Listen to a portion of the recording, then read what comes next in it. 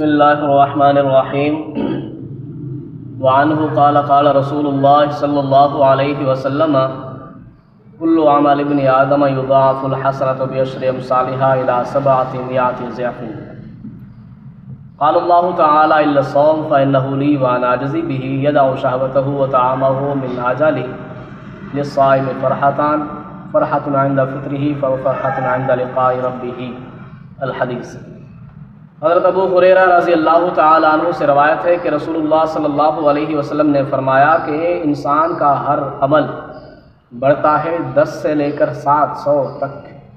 اللہ تعالیٰ فرماتے ہیں کہ مگر روزہ، پھر بے شک یہ میرے لیے ہے اور اس کا میں اجر و ثواب دوں گا۔ چھوڑتا ہے انسان، چھوڑ دیتا ہے اپنی شہوات کو، خواہشات کو، اپنے کھانے پینے کو صرف میرے لیے۔ اور روزے دار کے لیے 2 خوشیاں ہیں، ایک خوشی اس کی افطاری کے وقت ہے اور دوسری خوشی اس کی اپنے رب کے ملاقات کے وقت ہے۔ اس حدیث مبارکہ میں چونکہ حدیث طویل ہے، اس کا کچھ حصہ ہم نے تلاوت کیا ہے، کچھ حصہ ہم اگلی قسط میں بیان کریں گے۔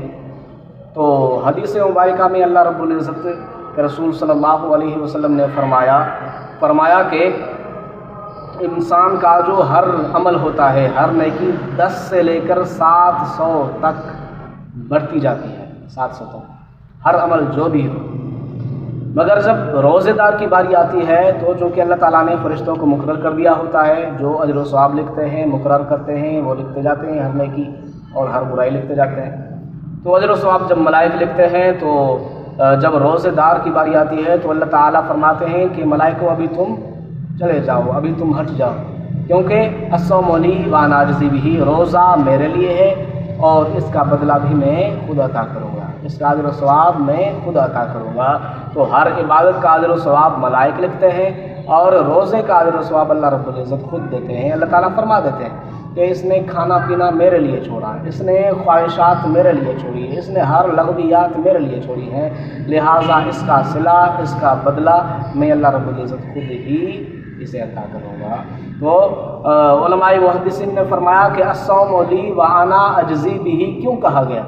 فرمایا کہ دیکھو، ایک تو یعنی کہ نماز بھی اللہ رب العزت کی عبادت ہے، زکوٰۃ بھی اللہ تعالیٰ کی عبادت ہے، جہاد بھی ہے، حج بھی ہے، وہ ساری عبادتیں اللہ تعالیٰ کی ہیں، روزہ بھی اللہ تعالیٰ کی عبادت ہے۔ مگر روزے کی ایک خصوصیت ہے کہ اللہ تعالیٰ نے فرمایا الصوم لی وانا اجزی بہ، روزہ میرا ہے اور اس کا بدلہ میں خود دوں گا، روزے کی خصوصیت ہے۔ فرمایا کہ دیکھو اور عبادت بھی اللہ تعالیٰ کی ہے، مگر فرمایا کہ اور عبادات میں ریا کا شائبہ ہو سکتا ہے۔ وہ کس طرح؟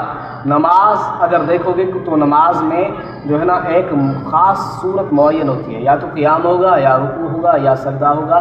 نماز ایک جو ہے نا صورت معینہ والی عبادت ہے۔ زکوٰۃ اگر بندہ دیتا ہے تو اپنے جیب سے مال نکال کے کسی غریب کو دے گا اور یہی سمجھے گا کہ میں زکوٰۃ دے رہا ہوں، اگلا یہی سوچے گا کہ میں زکوٰۃ لے رہا ہوں۔ یہ ایک صورت معینہ ہے۔ حج کی ایک جو ہے نا معین صورت ہے، احرام جو ہے نا باندھے گا اور لبیک اللہم لبیک کی صدائیں لگائے گا اور مختصر جو ہے نا جو بھی احکامات ہیں وہ اپنے سر انجام دے گا۔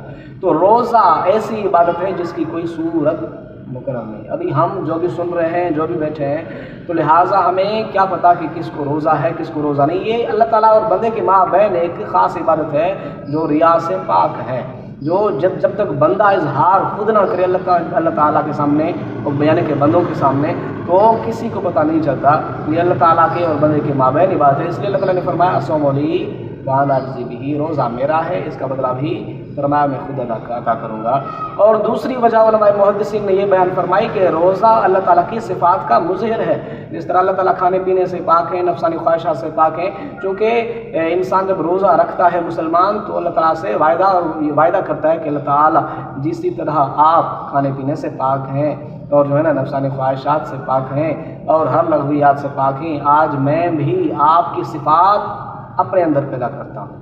تو بندہ سارا دن مکمل طور پر بھوک اور پیاس میں رہتا ہے اور نفسانی خواہشات کو دبائے رکھتا ہے، تو اللہ تعالیٰ کو یہ ادا نہایت ہی محبوب لگتی ہے۔ اس لیے اللہ تعالیٰ نے فرمایا کہ الصوم لی وانا اجزی بہ، روزہ میرا ہے اور اس کا بدلہ میں اللہ رب العزت خود ہی عطا کروں گا۔ تو دیکھو آگے اللہ کے رسول صلی اللہ علیہ وسلم نے فرمایا کہ للصائم فرحتان، روزگار کے لیے 2 خوشیاں ہیں۔ ایک خوشی اس کی افطاری کے وقت ہوتی ہے، افطاری ہوتی ہے۔ اور دوسری خوشی اس کی فرمایا کہ تب ہوگی جب وہ روزے دار اللہ رب العزت سے ملاقات کرے گا، اللہ رب العزت کی زیارت سے شرفیاب ہوگا جنت میں، تب اس کو دوسری خوشی ہوگی۔ تو یعنی کہ روزے دار کے لیے بہت سی فضیلتیں ہیں، کافی اجر و ثواب ہے، ایک جو ہے نا بے پایاں بے انتہا، جس کا شمار اور تصور وغیرہ دماغ میں نہیں سمایا جا سکتا۔ اللہ رب العزت سے دعا ہے کہ اللہ تعالی ہمیں رمضان کی تمامی عبادات بالخصوص روزہ سر انجام دینے کی توفیق بھی عطا فرمائے اور اپنی بارگاہ میں قبول فرمائے۔